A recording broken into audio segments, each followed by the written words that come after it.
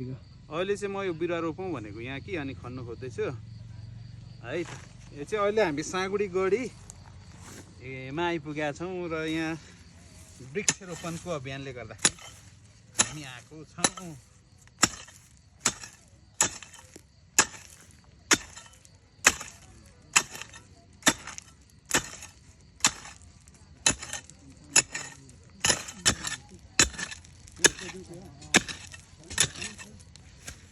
अब चाहिने गुराँस रोपियो।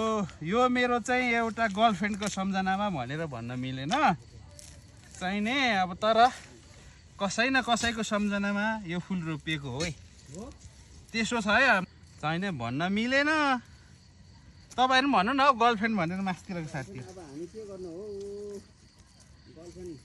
भर्खर 16 वर्ष पुगिँदैछ।